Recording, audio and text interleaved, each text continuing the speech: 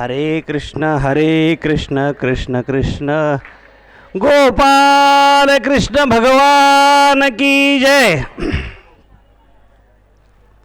बरहापीडं नटवरवपुः कर्णयो कर्णकारं बिभ्रद्दासकनककपिशं वैजयन्तीं च मालां बिभ्राणं वेणो हृदरसुदयो पूरयन् गोपवन्दैः वृंदारण्यं स्वपदरमणं प्राविशत् गीतकीर्ती. औरंगाबाद या ठिकाणी उपस्थित असलेल्या सर्व भाविक जनांचं, जालनापूरकर शिष्य परिवाराचं पुन्हा एकदा आम्ही स्वागत करतो.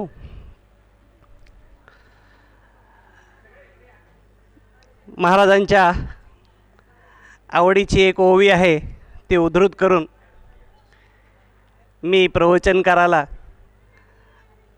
विनंती करणार आहे की आपण स्थानापन्न व्हावं. झडझडोनी वहिला निघ ये भक्तीचे पाठी लाग जेने पावसी अव्यंग निजधाम माझे. आपण महाराजांनी टाळी वाजवली की इतक्या मोठ्या संख्येने जमा होतो, यापेक्षा आणखी मोठी पावती कोणती पाहिजे आहे हेच मला कळत नाही. रामपुरीला नुसता शब्द निघाला, उभा तुका वाहे टाळी उभा सन्निध जवळी. तुकारामांनी टाळी वाजवली की देव सन्निध आणि जवळी असे दोन शब्द वापरलेत. पहा, सन्निध आहे आणि जवळी आहे याचा अर्थ असा आहे की देव खेटून उभा राहायचा, अगदी लगोलग चिटकून उभा राहायचा. तसं महाराजांनी टाळी वाजवली की आपण सगळे शिष्य अगदी खेटून उभा राहण्यासाठी, त्यांचं दर्शनासाठी आतुरतेने वाट पाहत असतो. पुनश्च एक वेळ आपणा सर्वांचं मी या नगरामध्ये स्वागत करतो आणि जयंत व्यंकटराव देशपांडे यांना मी विनंती करतो की त्यांनी आपल्या सुश्राव्य प्रवचनाचा आम्हाला लाभ द्यावा.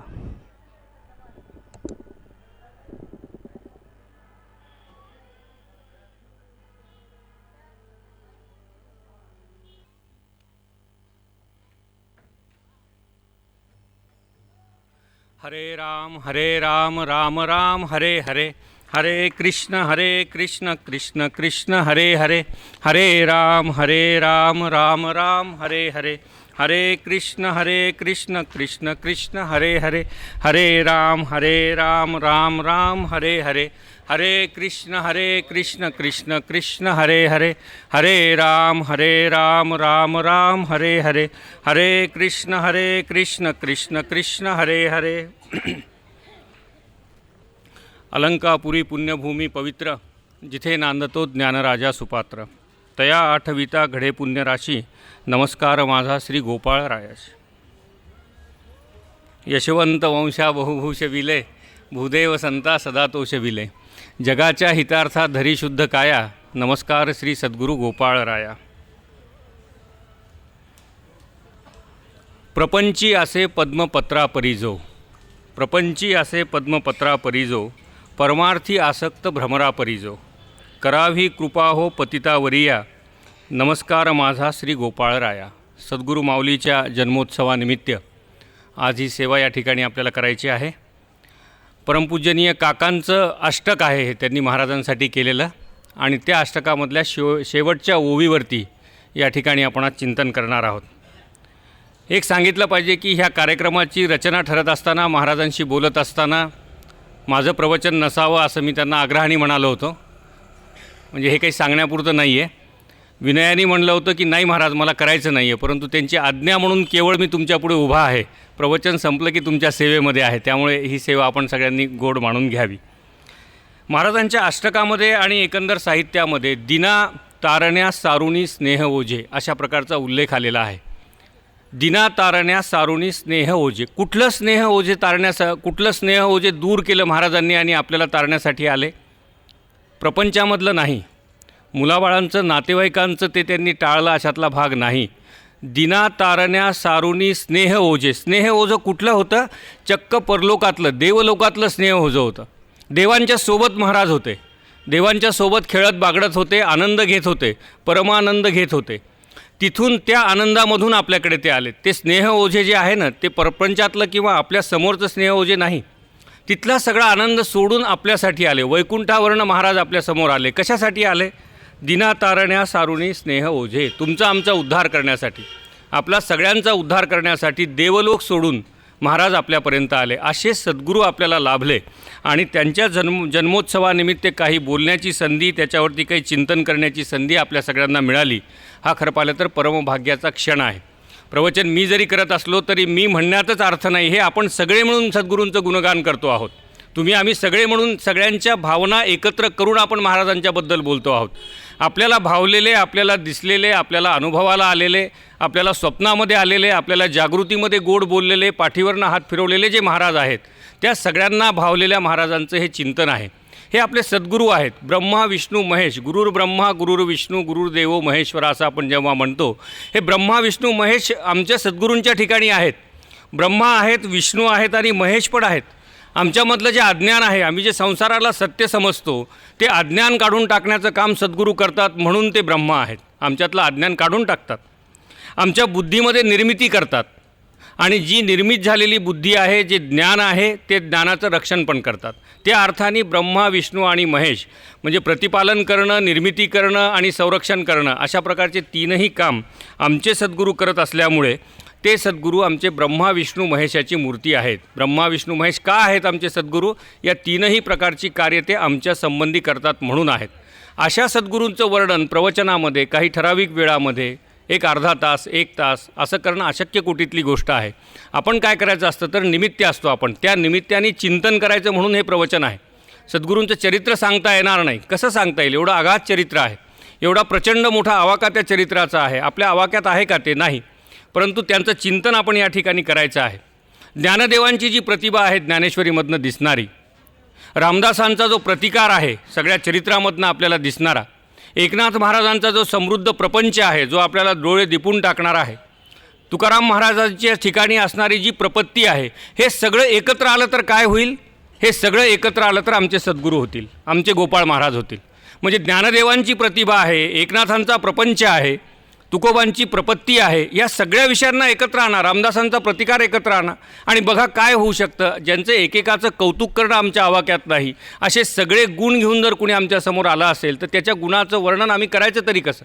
अशा प्रकारे सगळ्यांचा एकत्रित परिणाम जो आम्हाला दिसतो तो आमच्या सद्गुरू माऊलीमध्ये दिसतो आणि म्हणून त्या सद्गुरू माऊलीचं आम्ही वर्णन करू शकत नाहीत. का असे सद्गुरू माऊली आघाद आहेत?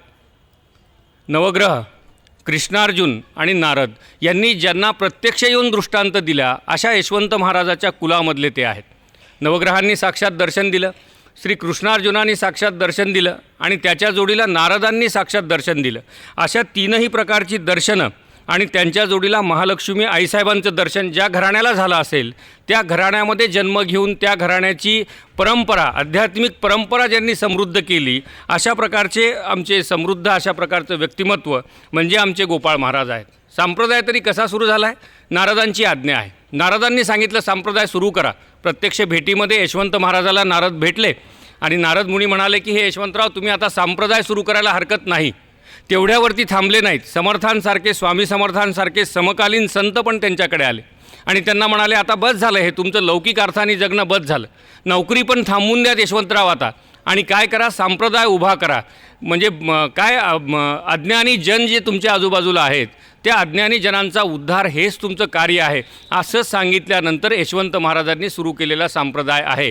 हा उगाच कुणीतरी इच्छा म्हणून सुरू केलेला संप्रदाय नाही. ही श्री नारदांची आज्ञा आहे, श्री समर्थांचा कृपाशीर्वाद आहे, समकालीन संतांचं सामर्थ्य या परंपरेच्या मागे आहे. अशी समृद्ध परंपरा असल्यामुळे ह्या सगळ्या परंपरेला एक वेगळं गरिमा ज्याला आपण म्हणतो, एक प्रकारचं वैभव ज्याला आपण म्हणतो, तशा प्रकारचं वैभव या ठिकाणी आहे. आणि मग हा सगळा जो काही संप्रदाय आहे याचं मूळ उद्देश पांडुरंगाचं प्रत्यक्ष दर्शन देणं हाच याचा मूळ उद्देश आहे. ज्यांनी कुणी इथे पंढरीनाथ महाराजांचे शिष्य असू शकतील, काही लोक गोपाळ महाराजांचे म्हणजे अण्णासाहेबांचे काही शिष्य असतील, बाबासाहेब महाराजांचे काही शिष्य असतील, यांना प्रत्यक्ष पांडुरंगाचं दर्शन करून देणं हाच या संप्रदायाचा एकमेव हेतू आहे.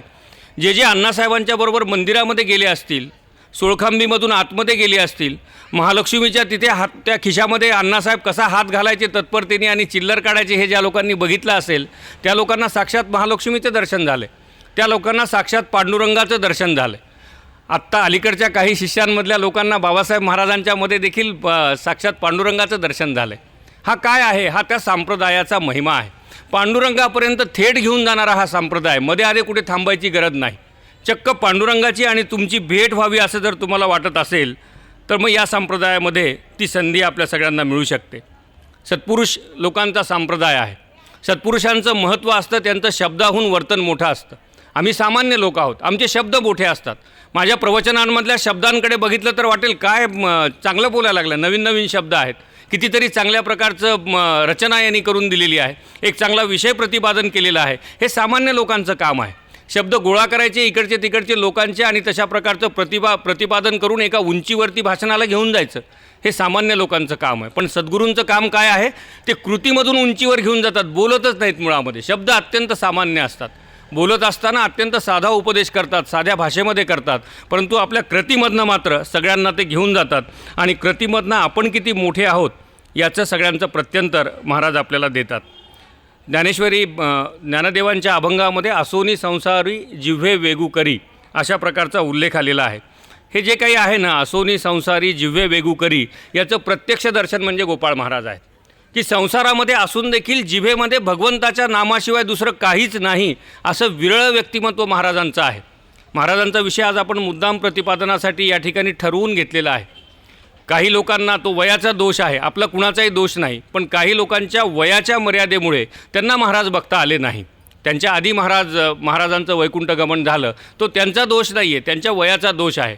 त्यामुळे त्यांनी प्रत्यक्ष बघितलं नाही. तर आमचे महाराज होते कसे?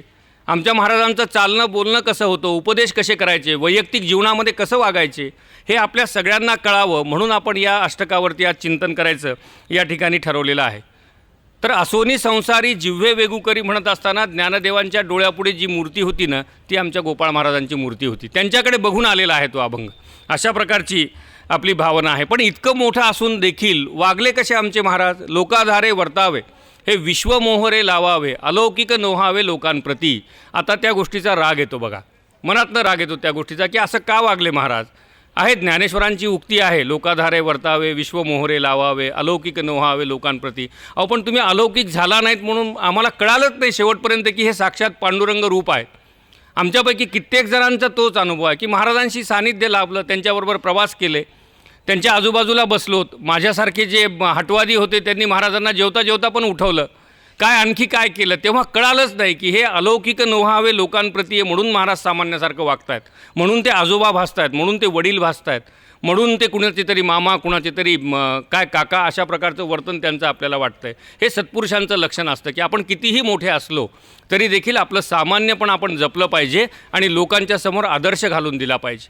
अशा प्रकारचं वर्तन म्हणजे माऊलींनी जे सांगितलं ज्ञानेश्वरीमध्ये की लोकाधारे वर्तावे, विश्वमोहरे लावावे, अलौकिक नोहावे लोकांप्रती, याचं पुन्हा आपण जसं म्हणालो की जसा तो अभंग आमच्या माऊलीसाठी आहे तशीच ही ओवी देखील ज्ञानेश्वरीमधील आमच्या माऊलीसाठीच आहे असं आपल्याला म्हणावं लागतं.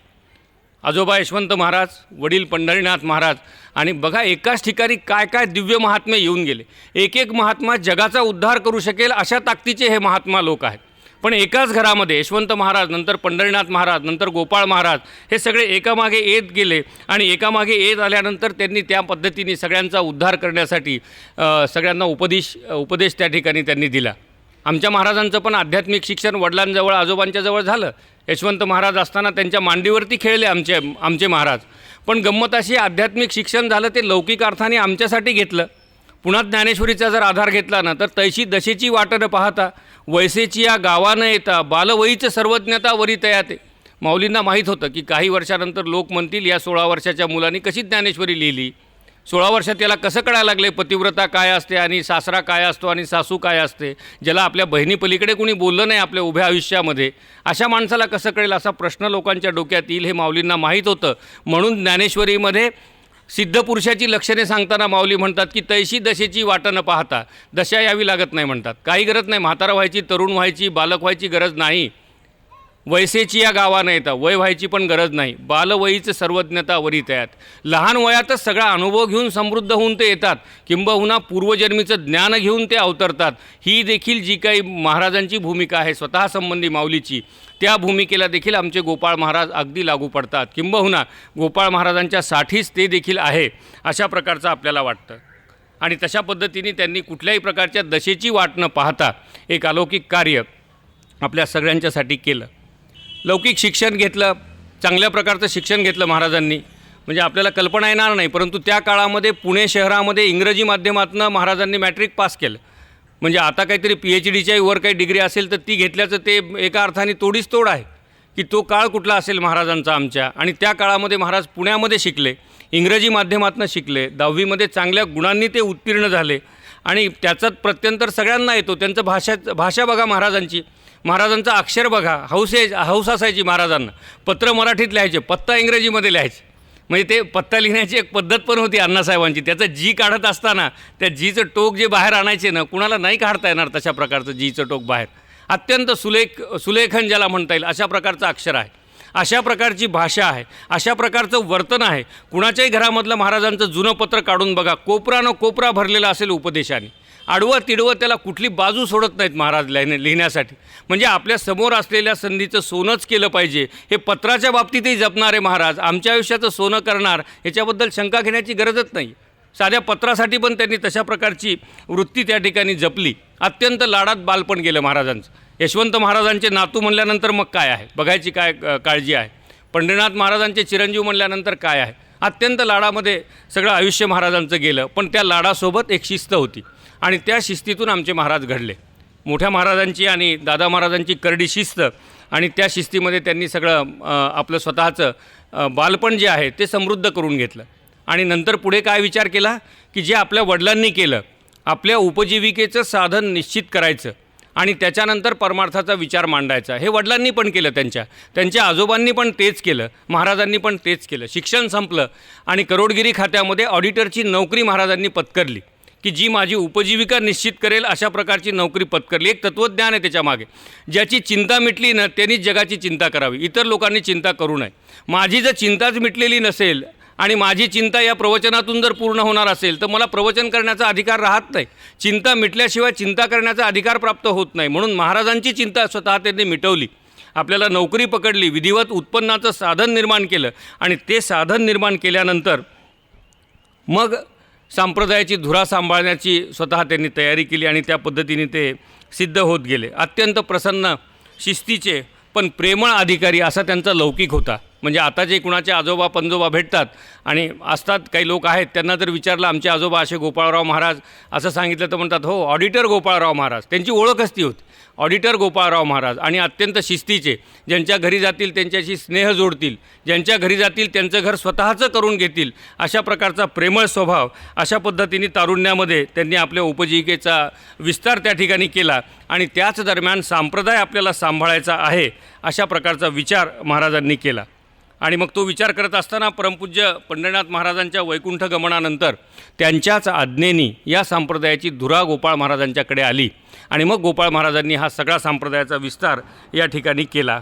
आणि तो करत असताना भूमिका पण महाजनो येणं गतस्य पंथाची होती की आपले वडील कुठल्या मार्गाने गेलेत, आपले आजोबा कुठल्या मार्गाने गेलेत, कशा पद्धतीने संप्रदाय वाढवला, कशा पद्धतीने शिष्य समुदाय एकत्र केला, कशा पद्धतीने उपदेश दिले, कशा पद्धतीने लोकांच्या हृदयापर्यंत आपली जागा निर्माण केली. हे सगळं बाळकडू त्यांना बालवयात मिळालेलं होतं. प्रत्यक्ष यशवंत महाराजांचा सहवास त्यांना लाभला होता आणि त्या पार्श्वभूमीवरती त्याच पद्धतीने त्यांनी आपलं आयुष्यभर संप्रदायाचा विस्तार केला. आणि कधीही हे मी करतोय अशा प्रकारची भावना महाराजांच्या तोंडामध्ये कधी आली नाही.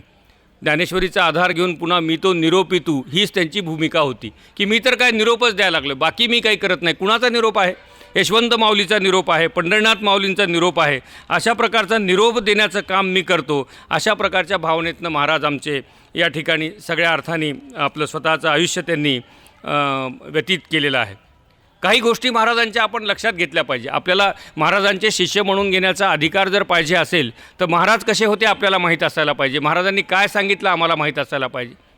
महाराज प्रेमळ होते, भक्तिमार्गाचा प्रसार त्यांनी केला, स्वतः भक्तिमार्गाशिवाय इतर मार्गाचं समर्थन आयुष्यात महाराजांनी कधी केलं नाही, पण त्यांच्या ठिकाणी असणारी कर्मपरायणता भल्या भल्या कर्मठ लोकांच्यामध्ये देखील नव्हती.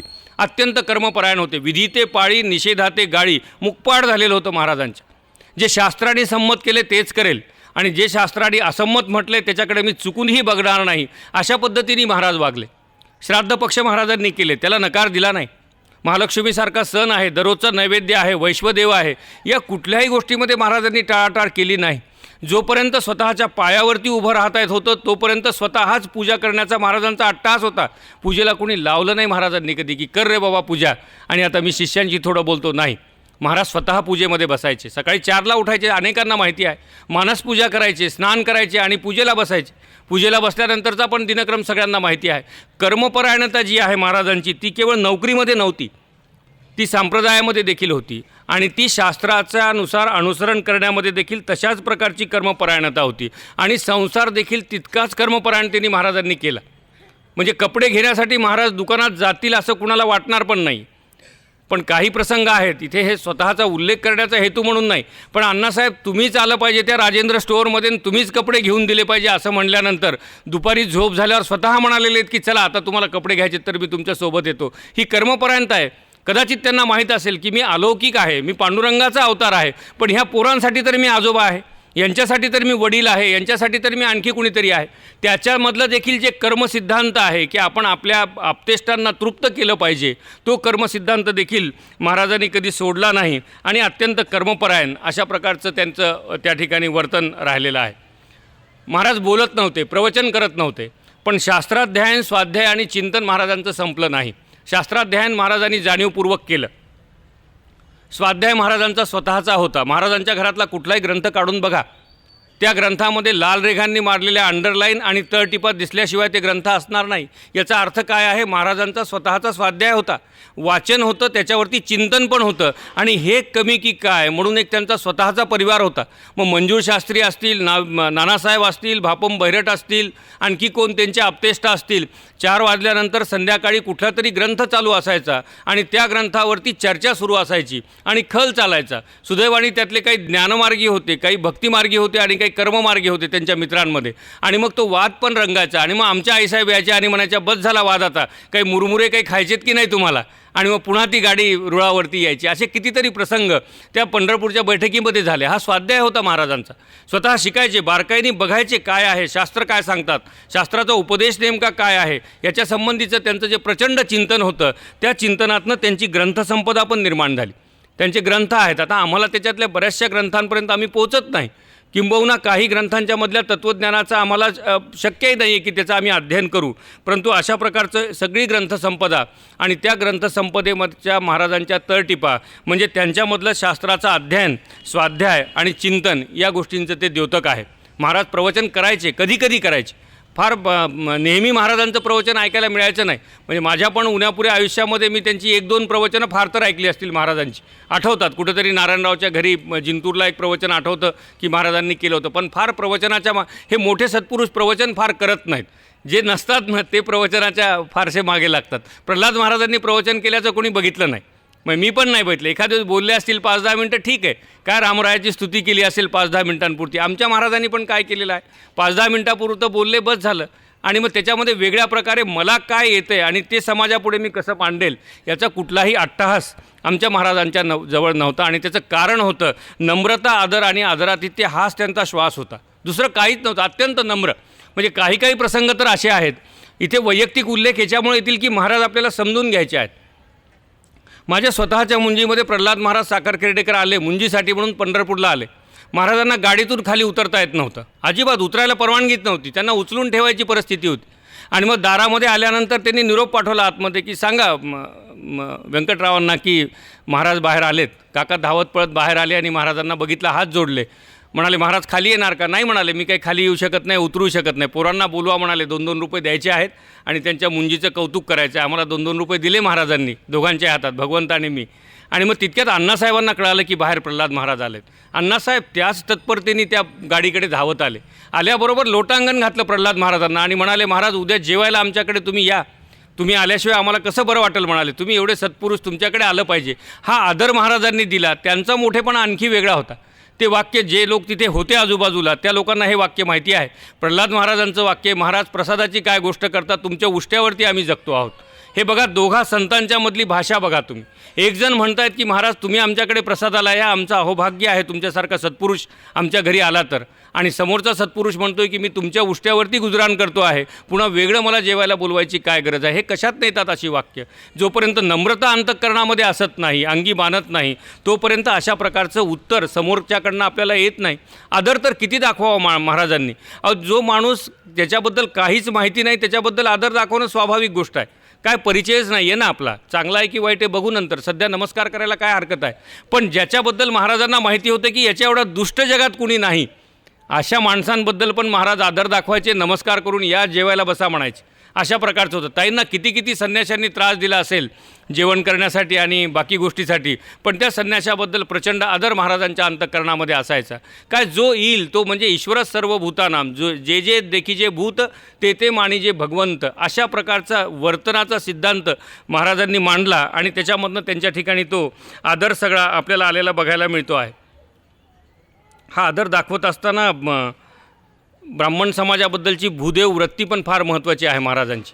ती पण आपण बघितली पाहिजे की कुठल्याही कार्यक्रमामध्ये आत्ता पण आपण ते पाळतो आहोत. संप्रदायाची एक रीत म्हणून आपण पाळतो आहोत की आपला कुठलाही जर कार्यक्रम असेल तर आपण बघतो की ब्राह्मणांचं पूजन या ठिकाणी झालं पाहिजे. भूदेव जेव्हा त्यांना म्हणतो आहोत तशा प्रकारचं भूदेव म्हणून स्थान देण्याची भूमिका आमच्या महाराजांची होती आणि त्याच भूमिकेचं स्मरण आम्ही सगळ्यांनी या ठिकाणी केलं, आत्तापर्यंत करतो आहोत. इथून पुढे देखील तशाच प्रकारचं स्मरण आम्ही करू. महाराजांचे गुणवर्णन करणं अत्यंत कठीण आहे, किती किती आहेत, पण काही काही गोष्टी मात्र अशा आहेत ना की यासम हा म्हणासारख्या सगळ्या त्या गोष्टी आहेत की पुन्हा दुसरा माणूस नाही. अन्नदान आमच्या महाराजांसारखं कुणीच करू शकणार नाही. जगामध्ये एकही माणूस असा असणार नाही की जो आमच्या महाराजांच्यासारखं अन्नदान करेल. काय अन्नदानाची पद्धत होती त्यांची. कधी असाक्षी भोजन महाराजांनी आयुष्यामध्ये केलं नाही. शास्त्र सांगतं असाक्षी भोजन करू नये, त्यांनी पाप लागतं. असाक्षी म्हणजे कुणाला तरी पात्राला पात्र शेजारी असल्याशिवाय जेवू नये असं शास्त्र सांगतं. आमच्या महाराजांना पात्राला पात्र काय, पंक्तीशिवाय महाराज कधी जेवले नाहीत.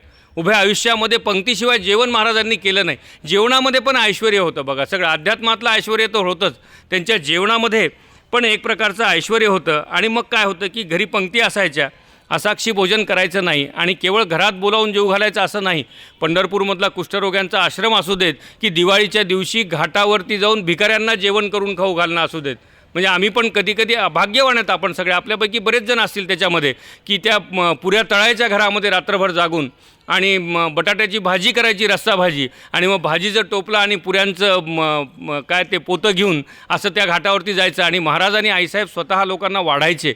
अशा प्रकारच्या अन्नदानाची गोडी होती. म्हणजे घरामध्ये त्यांना वाटत असावं कदाचित की अरे कमी पडायला लागलं अन्नदान, अजून बाहेर जाऊन केलं पाहिजे आणि ते सत्पात्री पण झालं पाहिजे. मग कुष्ठरोग्यांचा आश्रम महाराजांना दिसायचा किंवा घाटावरचे भिकारी महाराजांना दिसायचे. काय खायचे महाराज, अत्यंत सात्विक, शुद्ध आणि सकस खायचे. म्हणजे सांगायला हरकत नाही. अण्णासाहेब जेवत असताना ताटातला शेवटचा घास कोणासाठी ठेवतात ही स्पर्धा असायची. खरं पाहिलं तर उष्ट्या ताटामध्ये, आणि अण्णासाहेब चक्क कुस्करून खायचे. ज्यांनी बघितलं असेल, मग ती काकडीची भरडा भाजी असेल अत्यंत आवडीची महाराजांच्या, काकडीची भरडा भाजी केली की संपलं, त्याचे ते थालपिठं केले की संपलं. आणि दशमी दुधामध्ये कुस्करून खायची आणि ती वाटी पण मोठी असायची, मोठ्या आकाराची वाटी. त्या वाटीमधले शेवटचे 1-2 घास ज्यांना मिळाले ना, मला पण मिळाले, तृप्त व्हायचं काम आहे. अमृताची चव आहे त्याला. महाराजांच्या ताटामधलं अन्न ज्यांना खायला मिळालं जेवणास. हां, काकूंनी हात वरती केला आहे. सुदैवाने आपल्यापैकी अनेकांना तो लाभ झालेला आहे.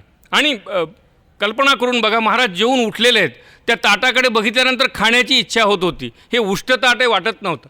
या ताटावरून कोणी उठून गेले अशा प्रकारचा विचारही मनामध्ये शिवत नव्हता. किंबहुना आत्ताच हे माझ्यासाठी वाढून ठेवले की काय, इतकं प्रसन्न आणि स्वच्छ अशा प्रकारचं ताट महाराजांचं होतं. जेवणावर पण प्रेम करायचे. म्हणजे कशावर प्रेम केलं नाही असं झालंच नाही. म्हणजे जेवायचे संध्याकाळी 7-8 वाजता महाराजांना दशमी खायची, त्याची चर्चा 4 वाजता सुरू व्हायची. त्या घरातल्या त्या आईला बोलवायचे, म्हणायचे काय करणार रात्री जेवायला तू. पदार्थांची चर्चा व्हायची आणि पदार्थ ठरवायचे आणि मग सांगायचे की हे करा. आणि ते काय कमी महाराजांपुरतं करून भागत नव्हतं 1-2. आता ज्यांनी हातवर केले त्यांना माहिती आहे किती करावं लागत होतं आणि कशा प्रकारे महाराजांच्या पंक्तीमध्ये वाढावं लागत होतं. अन्नदानाबद्दल अतिशय गोडी आमच्या महाराजांना या ठिकाणी दिसली. आणखी महत्त्वाचं विशेष महाराजांचा नामस्मरण आहे. महाराजांनी काय केलं आयुष्यामध्ये, नामस्मरण हे त्यांचा ध्यास होता महाराजांचा. अखंड आयुष्यामध्ये नामस्मरणच केलं. म्हणजे महाराजांचा दिनक्रम जर बघितला तर सकाळी 3:30 पावणे 4ला अण्णासाहेब उठायचे. उठल्याबरोबर मानसपूजा सुरू व्हायची. मानसपूजा झाली की स्नान करायचे की देवघरामध्ये जाऊन देवाची पूजा करायची. देवाची पूजा केल्यानंतर पुन्हा बैठकीच्या ठिकाणी येऊन बसायचे आणि हातामध्ये माळ घ्यायचे. झोप लागायची अण्णासाहेबांना तरी हातातली माळ सुटायची नाही. ज्यांनी ज्यांनी शेवटच्या काळात महाराजांना बघितलं, शेवटच्या काळात पण हातातली माळ कधी महाराजांच्या सुटली नाही. ती माळ त्यांच्या हातामध्ये कायमस्वरूपी होती आणि अखंड अशा प्रकारचं नामस्मरण महाराज करायचे. पांडुरंगाशी संवाद पण करायचे. आणि खरं सांगायचं तर ती माळ म्हणजे त्यांच्या शरीराचा भागच झाली होती. म्हणजे माळ हातात आहे म्हणण्यापेक्षा शरीराचा भागच आहे माळ असं वाटावं अशा प्रकारचं तादात्म्य त्या नामस्मरणाशी आणि त्या नामस्मरण केलेल्या माळेशी त्यांचं त्या ठिकाणी होतं. तसं त्यांचं नामस्मरण आणि हे सगळं नामसाधना महत्त्वाची आहे, तशीच गुरुभक्ती देखील अवर्णनीय आहे. आम्हाला कुणाला नाही करता येणार अण्णासाहेबांच्यासारखी. म्हणजे एक ज्ञानदेवांनी केलं बघा, मोठ्या भावाला गुरु केलं. आता काय कष्ट झाले असतील कल्पना नाही. भावाभावांमध्ये एकाला गुरु करणं आणि ते पाळणं कसं केलं त्यांनी माहीत नाही. आमच्या माऊलींनी पण वडिलांना गुरु केलं. म्हणजे वडिलांशी व्यवहार पण करायचा आहे, वडिलांच्याबरोबर प्रपंच पण चालू आहे, वडिलांच्याबरोबर दिनचर्या सगळी चालू आहे आणि अशा व्यक्तीला आपला गुरु मानायचं आणि त्याच्याशी त्या आज्ञेमध्ये राहायचं. अशा प्रकारचं एका अर्थाने काय म्हणता येईल ते शिवधनुष्य महाराजांनी पेललं. आपल्या वडिलांना गुरु केलं आणि त्यांच्याकडून हा उपदेश त्या ठिकाणी त्यांनी घेतला आणि ज्ञानेश्वरांची आठवण पुन्हा त्यांनी करून दिली एका अर्थाने, की त्यांनी भावाला गुरु केलं, यांनी आपल्या वडिलांना गुरु केलं आणि गुरुसारखं त्या ठिकाणी वागवलं. काही लोक सांगतात, म्हणजे ज्यांनी त्या काळामध्ये जे लोक होते, म्हणजे अगदी प्रिसाइजली सांगायचं तर बैरटांनी सांगितलेली आठवण आहे, भापम बैरटांनी, की अण्णासाहेब दादा महाराजांच्या समोर कधी बसतच नव्हते म्हणे, कधीच नाही. म्हणजे आता बघा घरात राहत आहेत दोघेजण, घरामध्ये राहत आहेत, एकाच घरामध्ये दादा महाराज म्हणजे पंढरीनाथ महाराज आणि अण्णासाहेब राहायचे. ज्या वेळेला दादा महाराज बसलेले असायचे त्यावेळेला अण्णासाहेब उभेच असायचे. आयुष्यभरामध्ये आपल्या वडिलांच्या समोर म्हणजेच गुरूंच्या समोर कधीही अण्णासाहेब बसले नाहीत. आणि दुसरी गोष्ट अण्णासाहेबांनी केली की आपल्या वडिलांच्या समोर आपल्या बायकोशी कधी बोलले नाहीत, ताईसाहेबांशी एक शब्दही ते बोलले नाहीत. आणि मग ते काय व्हायचं, म्हणजे विनोदाचा भाग सोडून द्यात, महाराजांनी हे सगळं पाळलेलं असल्यामुळे जे नवरा बायको बोलायचे की नाही त्यांच्यासमोर, मग महाराज असं करायचे मुद्दाम, असं की बघत नाही आहे बरं का मी, असा त्यांचा भाव असायचा. याचा अर्थ बायकोवर प्रेम नव्हतं असं आहे का? ताईंनी बांगड्या भरून आल्यानंतर हात लावून बघायचे चांगले आहेत की नाही, सांगायचे पण ताईला. बायकोवर प्रेम नव्हतं असं नाही, पण मर्यादा होती की वडिलांच्या समोर पत्नीशी बोलायचं नाही, वडिलांच्या समोर त्यांच्या सम आसनावरती बसायचं नाही, अशा प्रकारची मर्यादा पाळली आणि कायमस्वरूपी त्यांच्याशी दास्यभावाने वागले, हात जोडून त्यांच्यापुढे उभं राहिले. किती वर्षांपर्यंत? म्हणजे मुलगा वडिलांच्या धाकामध्ये असतो, वडिलांच्या आज्ञेमध्ये असतो लग्न होईपर्यंत, फार तर लग्न झाल्यानंतर 5-1 वर्षांपर्यंत, 10 वर्षापर्यंत. पण त्यालाही नातू झाले तर काय करायचं आहे, त्यालाही पंतू झाले तर काय करायचं आहे, आणि त्याला खापरपंतू झाले तर काय करायचं आहे. आमच्या गोपाळ महाराजांना पंतू आणि खापरपंतू झाल्यावर देखील ते वडिलांचाच ध्यास करत होते. ज्यांनी तो सगळा काळ बघितला 1994चा, की ज्या वर्षामध्ये आमच्या महाराजांचं वैकुंठ गमन झालं, आणि ज्यांनी त्यांची भाषा ऐकली आहे, दादा महाराजांच्या शिवाय शब्द त्यांच्या तोंडामध्ये नव्हता. आणि त्यावेळेला त्यांना पंतू पण होते, पंतूच्याही पलीकडचं काही अजून नातं असेल तेही त्यांना होतं. म्हणजे संसाराचा इतका समृद्ध विस्तार झाल्यानंतर देखील वडिलांशी जी नाळ होती, सद्गुरूशी जी नाळ होती, ती नाळ महाराजांनी तुटू दिली नाही. आणि मग देहत्यागानंतर तर काय त्यांच्याजवळच जाऊन राहिले, म्हणजे तिथूनच आले होते आणि तिथेच ते त्या ठिकाणी गेले. दादा महाराजांच्या सहवासात म्हणजे कल्पनाच होऊ शकत नाही. ज्यांनी कुणी कल्पना करेल की अण्णासाहेब कुठे आहेत, अण्णासाहेब दादांच्या समोर हात जोडून उभे आहेत, याच्यापेक्षा वेगळं चित्र त्या वरच्या देवलोकामध्ये कुणाला बघायला मिळणार नाही. कारण जिवंतपणी कधी दादा महाराजांच्या समोर हात न जोडता अण्णासाहेब उभे राहिले नाहीत. दादा महाराज निघून गेल्यानंतर त्यांच्या आठवणीशिवाय दिवस घालवला नाही. दादा महाराजांच्या स्मरणामध्ये शेवटचा श्वास पण आमच्या महाराजांनी घेतला. मग इतकं जर तादात्म्य असेल तर मग त्यांची जागा कुठे असणार आहे? त्यांची जागा दादा महाराजांच्या शेजारी. अशा प्रकारचं त्यांच्या सानिध्यामध्ये राहण्याचं भाग्य त्यांना त्या ठिकाणी लाभलं. आपण महाराजांचे शिष्य आहोत सगळे, कुणाचे असू देत. महाराजांचे म्हणजे सद्गुरू ही वृत्ती आहे, हे व्यक्ती नाही. त्यामुळे सगळेजण आपण महाराजांचे शिष्य आहोत. पण महाराजांचे शिष्य म्हणून घेत असताना त्यांच्या उपदेशाशी पण आपण तादात्म्य सांभाळलं पाहिजे. महाराजांचा गुरुगौरव दिन आहे, महाराजांचं श्राद्ध आहे, महाराजांचा उत्सव आहे, हे सगळं आम्ही करतो. पण महाराजांनी जे आम्हाला शिकवलं आहे ते शिकवणुकीच्या नुसार चालण्यामध्ये महाराजांना जास्त आनंद आहे. महाराज जसं वागले तसं वागणं हे आमचं कर्तव्य आहे. महाराजांची पहिली गोष्ट होती सद्वर्तन. कधीही महाराज वाईट वागले नाहीत. महाराजांच्या संबंधी कुठेही अपशब्द आपल्याला ऐकायला मिळणार नाही. महाराजांच्या संबंधी कुणाची तक्रार आम्हाला ऐकायला मिळणार नाही. महाराजांच्या संबंधी तटस्थपणे कुणी बोलेल, त्रयस्थ कुणी बोलेल, अशा प्रकारचा त्यांना बघितलेला माणूस आम्हाला मिळणार नाही. जो बोलेल तो प्रेमाने बोलेल, जो बोलेल तो आदराने बोलेल. ह्याच्या मागे काय सार होतं? याच्या मागे महाराजांचं सद्वर्तन होतं. अत्यंत सद्वर्तनी अशा प्रकारचं त्यांचं वर्तन होतं. चारित्र्याबद्दल काय सांगावं महाराजांच्या? म्हणजे तसं चारित्र्य पुन्हा आपल्याला बघायला मिळणार नाही. आम्ही होतो लहानपणी महाराजांच्या शेजारी बसायचो, त्यावेळेला विषय वेगळे होते, आजचे विषय नव्हते. त्यावेळेला महाराजांच्या समोर आलेले 2-2 रुपये जोडायचं काम होतं. ते 2-2 रुपये आपले 2 रुपयाच्या वरती यायचे पण नाही. म्हणजे माफ करा, पण आज जे बघतोय ना आपण, अण्णासाहेबांच्या काळात चुकूनही नाही हो. 2 रुपये 5 रुपये म्हणजे फार मोठी गोष्ट झाली. त्या 2-2च्या नोटा जोडायचं काम करत असताना आम्ही बघायचं, एखादी महिला जर आली, शिष्य महिला महाराजांच्या पाया पडली, तर तिला विचारायचे, तू एकटी आली का? नवरा नाही आणला? ती म्हणायची नाही आणला. आता काही अडचणी असू शकतात, आता पुढच्या वेळेला आलं तर दोघांनी यायचं, एकटीने यायचं नाही आहे. ही महाराजांची भाषा होती. चारित्र्याबद्दल प्रचंड दक्षता जी होती महाराजांची, ती कमालीची दक्षता होती. कुणाकडे जायचं तर आईसाहेबांच्या शिवाय महाराज कधीही गेले नाहीत उभ्या आयुष्यामध्ये. म्हणजे त्याचं दुसऱ्या अर्थाने बघितलं तर त्यांचं अनन्यत्व पण होतं. ताईसाहेब आणि अण्णासाहेब हे अनन्यच होते, एकमेकामध्ये मिसळलेले होते. परंतु चारित्र्याच्या अनुषंगाने जेव्हा त्यांच्या वर्तनाकडे आम्ही बघतो बारकाईनी, तेव्हा आमच्या लक्षात येतं की कुठल्याही शिष्याच्या घरी किंवा कुणीही सांगावं की अण्णासाहेब स्वतंत्र होते आणि ताई तिथे नव्हत्या, असा एक प्रसंग त्यांच्या आयुष्यामधला दाखवून द्यात. स्वतःच्या चारित्र्याबद्दल सजगता आम्ही पण ती पाळली पाहिजे, हाच त्याच्यामागचा हेतू आहे. कारण त्यांनी प्रवचनं केली नाहीत, त्यांनी आपल्या वागण्यातून लोकांना सांगितलं आहे कसं वागायचं आहे. त्यांनी जे जपलेलं आहे ते जपण्याचा संदेश त्यांनी आम्हाला दिला. त्यांनी त्यांच्या उभ्या आयुष्यामध्ये ते जपलं. जी गुरुनिष्ठा त्यांनी दाखवली, प्रचंड गुरुनिष्ठा, पण त्याच्यामध्ये अभिनिवेश नव्हता. म्हणजे माझे गुरु चांगले आहेत म्हणजे इतरांचे गुरु खराब आहेत, वाईट आहेत, आणखी काय काय आहेत, आणि माझेच गुरु सर्वश्रेष्ठ आहेत. अण्णासाहेबांच्या तोंडामध्ये कधीही कुठल्या गुरुबद्दल वाक्य कुणी ऐकलं असेल याची तिळमात्र शक्यता नाही. बोलतील त्यांच्याबद्दल चांगलंच बोलतील, आणि स्वतःच्या गुरुबद्दलचा प्रचंड आदरभाव त्यांच्या अंतःकरणामध्ये. गुरु आज्ञेच्या पलीकडे जायचं नाही, हा त्यांचा स्वभाव गुण होता. आणि त्या स्वभाव गुणाने अण्णासाहेब वागले, म्हणून आमची पण जबाबदारी आहे शिष्य म्हणून आम्ही देखील तशा प्रकारची गुरुनिष्ठा या ठिकाणी दाखवली पाहिजे. अन्नदान पण एक अण्णासाहेबांचा गुण आम्ही घेतला पाहिजे.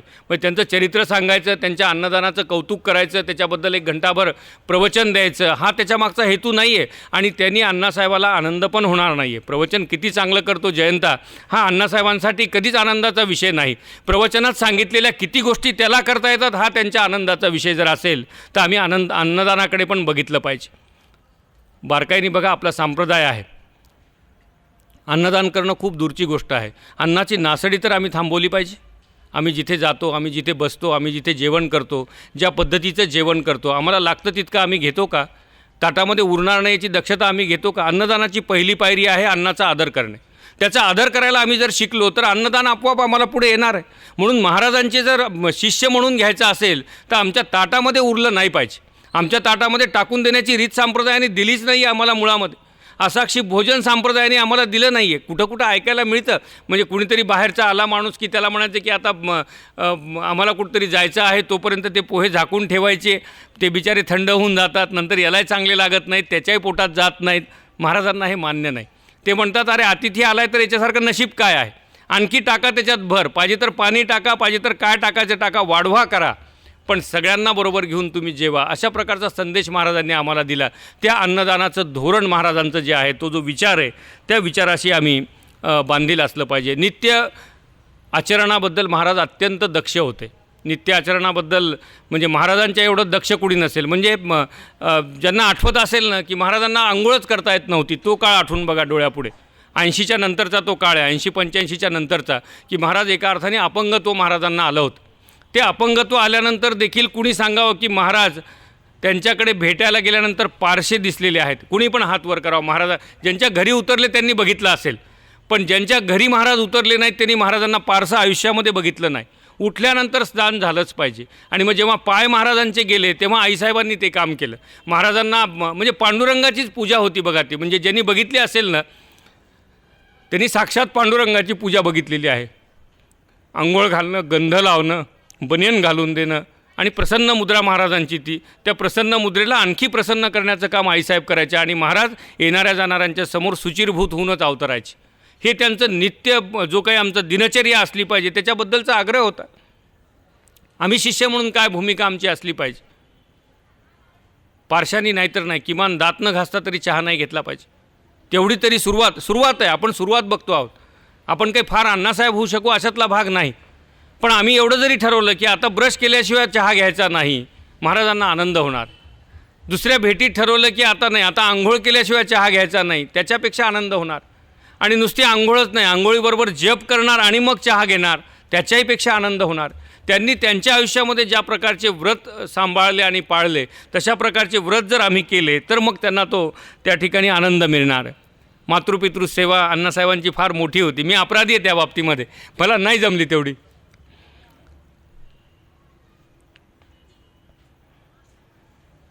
पण पंढरनाथ महाराज अण्णासाहेबांना काही आम्ही बघितलं नाही.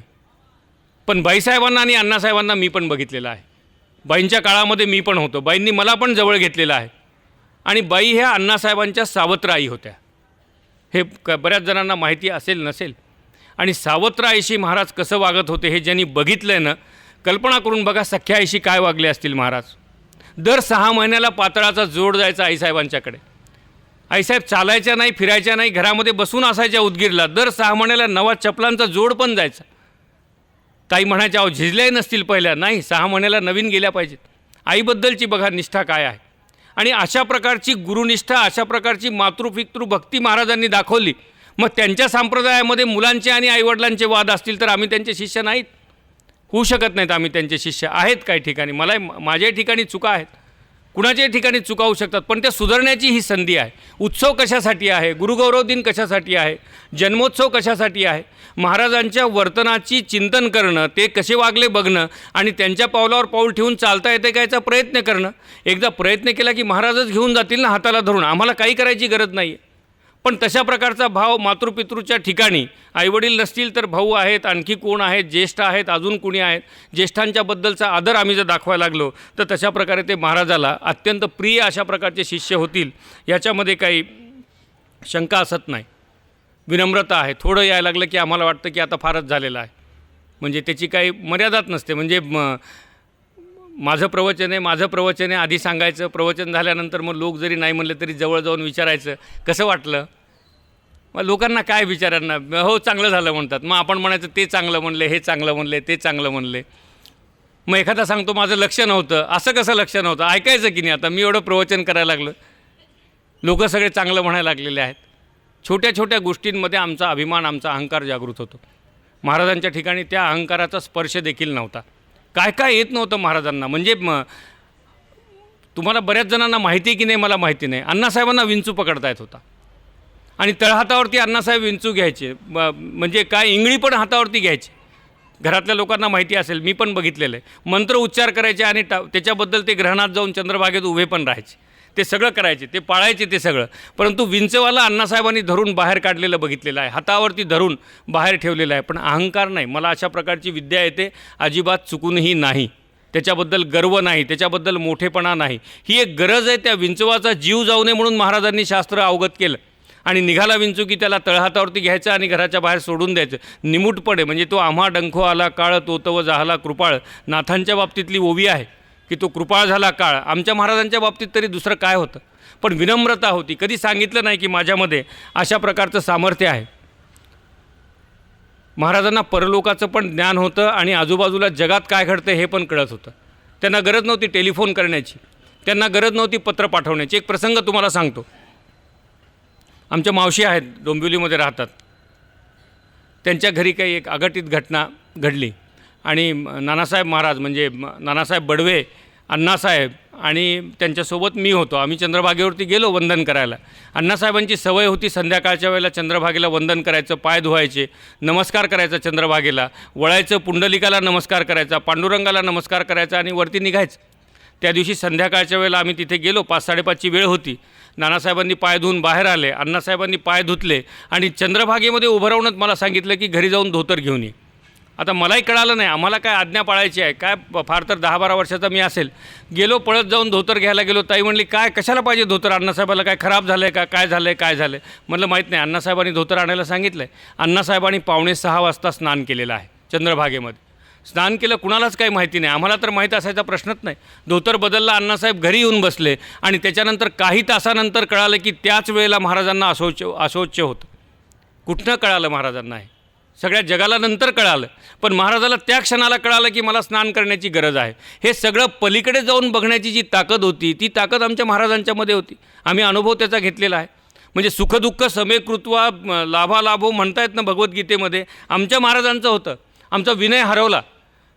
कैकाडी महाराजांच्या मठामध्ये पंगत बसली, 50 माणसं जेवायला बसलेले, आणि 50 माणसाच्या पंक्तीमध्ये निरोप आला, विनय हरवला. विनय म्हणजे जावयाचं पोर हरवलं होतं बरं का. विनय म्हणजे काही घरातलं इकडचं तिकडचं पोरगं नाही, अत्यंत उद्धट माझ्यासारखंच असं पोरगं हरवलेलं, जावयाचं पोरगं हरवलं. आणि पंगत बसलेली. काय करावं महाराजांनी? पंक्तीमध्ये वैश्वदेव केला, गजर केला आणि जेवायला बसले. स्वतः पण यथोचित योग्य पद्धतीने जेवण. काय होईल ते होईल म्हणाल. सुखदुःख समे कृत्वा, जे व्हायचं असेल ते टाळता येत नाही. 4 घंट्यांनी ते आलं पोरगा घरामध्ये. पण आमची काय धावपळ झाली असती. कुणाला आमचं जेवण सोडावं, आम्ही लोकांना जेव दिलं नसतं. काय कळतंय का तुम्हाला, आमचं पोरगा हरवलं आहे आणि तुम्हाला काय जेवायचं पडलेलं आहे. हातावरती साखर घ्या आणि निघा, ही आमची भाषा असली असती. महाराज त्या पंक्तीमध्ये बसले, अर्धा तास पंगत चालली. ताईचा जीव खालीवर व्हायला लागला. ते पोरगं शेवटी जावयाचं होतं ना, ताईचा जीव खालीवर. परंतु महाराजांनी व्यवस्थित जेवण आग्रह करून, त्या पंक्तीमध्ये ते होते त्यांचे सगळे, ते मंजूळ शास्त्री आणि सगळे होते की जे पुरणाच्या पोळीवरती पिठी साखर आणि तूप कालून खायचे, तसा आग्रह करून करून महाराजांनी खाऊ घातलं. विचार नाही केला त्यांनी की आता त्या मुलाचं काय होईल. सामर्थ्य पण होतं की त्या मुलाला घेऊन पण आलेत. परंतु अशा प्रकारच्या आपत्तीमध्ये कुठलाही स्वतःचा विचार ढळू न देता जे काही योग्य वर्तन करायला पाहिजे तशा प्रकारचं वर्तन करणं हे उत्तम पुरुषाचं लक्षण आहे. घाबरून जाणं उत्तम पुरुषाचं लक्षण नाही आहे. हळवं होणं उत्तम पुरुषाचं लक्षण नाही आहे. तात्कालिक कारणावरनं चिडचिड करणं उत्तम पुरुषाचं लक्षण नाही आहे. उत्तम पुरुष तो आहे जो स्थिर आहे. आणि ती स्थिरता महाराजांच्या अंतःकरणामध्ये होती. त्या स्थिरतेमुळे त्यांना दुःख झालं नाही की काय झालं आहे माझ्या आजूबाजूला. आणि महाराजांनी तशा प्रकारे त्या ठिकाणी एक प्रत्यय आपल्याला घडवून दाखवला. किती प्रसंग आहेत महाराजांच्या चरित्रामधले, मला लक्षात येत नाही किती वेळ झालेला आहे, पण आता थांबूयात आपण इथे. असंख्य प्रसंग आहेत महाराजांच्या आयुष्यामधले. आम्हाला बघायचं आहे की त्या प्रसंगाशी आम्ही कसे जोडल्या जाऊ, ती तद्रूपता आम्हाला कशी मिळेल. मग त्यांच्या अन्नदानात आम्ही कसे सहभागी होऊ, त्यांच्या नामस्मरणामध्ये आम्ही कसे सहभागी होऊ, त्यांची विनम्रता आम्हाला कशी थोडीफार गाठता येईल, त्याच्यापर्यंत आम्हाला जाता येईल. किती किती कृपा करावी त्यांनी. आणि प्रत्येकांना अनुभव आहे. महाराज कृपा करायचे, पण काही तो चमत्कार पण असायचा नाही. ती फार वेगळ्या प्रकारची कृपा असायची. काही हट्ट पण होते महाराजांचे, त्या हट्टाला पण दाद दिली पाहिजे. म्हणजे माझ्याकडे पण त्या हट्टाचे कितीतरी प्रूफ आहेत, महाराजांच्या हट्टाचे प्रूफ आहेत. पत्रामध्ये 11 रुपये तरी कमीत कमी दिले पाहिजेत असं महाराज नातवाला पण सुनवू शकत होते. आता तुम्हाला का बघा आता काय भाषा असते. हे सत्पुरुष आहेत हो सगळे.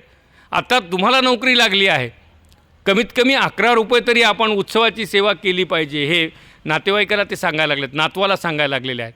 5 रुपये पाठवा, 10 रुपये. आग्रह काय होता, द्वादशीच्या अन्नदानामध्ये तुमचा पैसा लागला पाहिजे. पैसा शुद्ध कशाने होतो? पैसा शुद्ध होण्यासाठी अन्नदानासारखं दुसरं कुठलं कारण असू शकत नाही. पैसा दिल्याने शुद्ध होत नाही, मंदिरं बांधल्याने शुद्ध होत नाही, पैसा देवाच्या पेटीत टाकल्याने पण शुद्ध होत नाही. पैसा अंतःकरण तृप्त केल्याने शुद्ध होतो. आणि अंतःकरण तृप्त करण्यासाठी अन्नदानाशिवाय दुसरा पर्याय नाही हे महाराजांना माहीत होतं. ते स्वतः करायचे आणि इतरांना करायला लावायचे. हा त्यांचा आग्रह होता, हट्ट होता शिष्यांच्या समोर. उत्सव झाला पाहिजे हा पण हट्ट होता. उत्सवामध्ये प्रत्येकाने सहभागी झालं पाहिजे हा पण हट्ट होता. आणि काय काय ते प्रेमाचं तुम्ही कल्पनाच करू शकत नाहीत. म्हणजे आपल्याला संकोच वाटेल.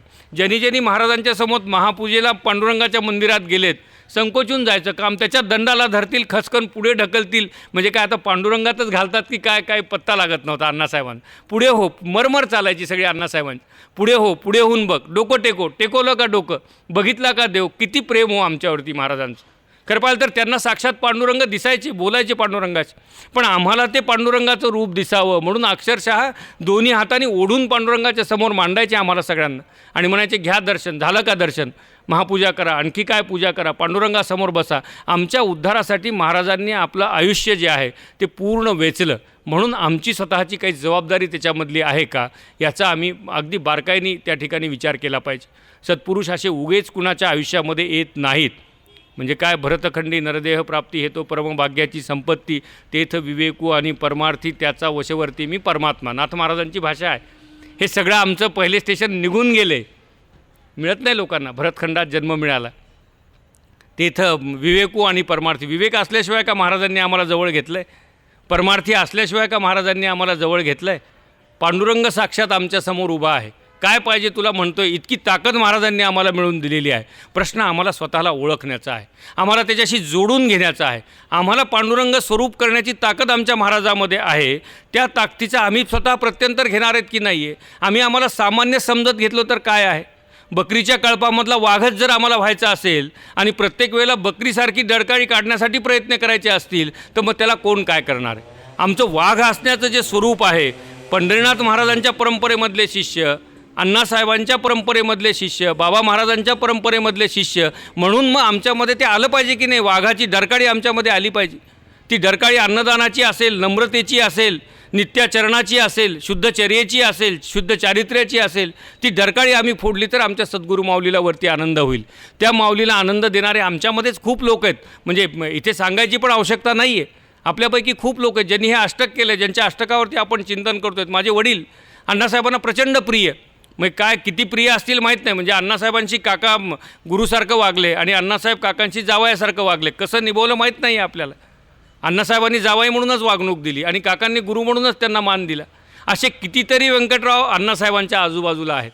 असे कितीतरी बाबा महाराज अण्णासाहेबांच्या आजूबाजूला आहेत आणि ते आपल्यापैकी आहेत. किती भाग्य आहे आपलं, किती मोठं भाग्य आहे की अण्णासाहेबांचा साक्षात स्पर्श आपल्याला झालेला आहे. असा परिस्पर्श झाल्यानंतर हे आयुष्य सत्कारणी लावण्याच्या पलीकडे आमच्या हातामध्ये काही असावं असं कुणालाही वाटणार नाही. ते आम्ही विचार केला पाहिजे, चिंतन केलं पाहिजे आणि सद्गुरू माऊलीला आनंद देण्याचा प्रयत्न केला पाहिजे. ते ज्या पद्धतीने चालले, चरित्रामध्ये सगळे दाखले आहेत, त्या चरित्रामध्ये ज्या पद्धतीने महाराजांचं वर्तन आहे त्या वर्तनाच्या पावलावरती पाऊल ठेवून जर आम्ही चाललो तर मग आम्हाला म्हणता येईल की ह्या सगळ्या गोष्टींमध्ये आम्ही स्वतःला त्या संप्रदायाचे शिष्य म्हणून घेतो आहोत. म्हणजे काय ते मिळवीन ती एक क्षिती ज्ञानेश्वरांचं आहे ते, जेथे चरण ठाती आराध्यांचे, की माझ्या सद्गुरूंचे जिथे काय असतील तिथे माझ्या शरीराची माती तिथे त्यांच्या पायाखाली यावी. अशा प्रकारची माऊलींची जी भावना आहे ती अण्णासाहेबांची भावना आपल्या गुरूंबद्दल होती. ती आमच्या अंतःकरणामध्ये जर आली तर मग आम्हाला म्हणता येईल अभिमानाने. आणि वेगळेपण दिसू देत ना, काय हरकत आहे. अण्णासाहेबांचे शिष्य म्हणून एक वेगळेपण दिसलंच पाहिजे की कार्यक्रमाला पूर्ण वेळ बसतील, जेवणाचा अनादर करणार नाहीत, आदरातिथ्य केल्याशिवाय राहणार नाहीत, एकमेकाबद्दल भगवंत वृत्तीने एकमेकाकडे बघतील, प्रेमाने आदराने एकमेकाबद्दल आदर व्यक्त करतील. हे काहीतरी वेगळेपण आमचं दिसलं पाहिजे. ते वेगळेपण ज्या दिवशी आम्ही जपायला सुरुवात करू, मला खात्री आहे अण्णासाहेबांना आनंद झाल्याशिवाय राहणार नाही. मी स्वतःला प्रचंड भाग्यवान समजतो या बाबतीमध्ये. का तर अण्णासाहेबांच्याबरोबर कित्येक क्षण घालवता आले, कित्येक दिवस घालवता आले, वेगवेगळ्या रूपात अण्णासाहेबांना बघता आलं. आपल्यापैकी अनेकांना तशा प्रकारे अण्णासाहेबांना बघता आलेले. अण्णासाहेब पोटातलं बोलायचे. अण्णासाहेबाजवळ भीड नव्हती.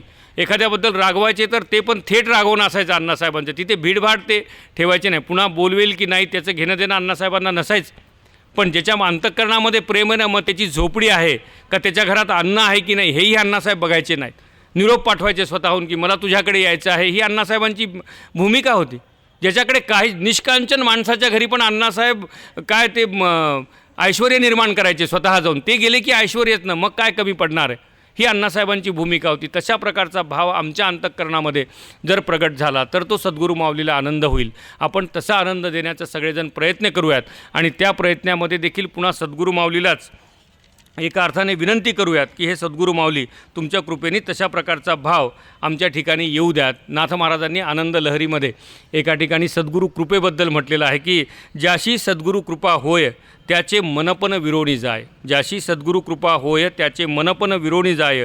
संकल्प विकल्पा नुरे ठाव मिरासी होय मोक्षाचा. त्याला मोक्ष मिळतो म्हणतात सद्गुरू कृपा झाल्यानंतर.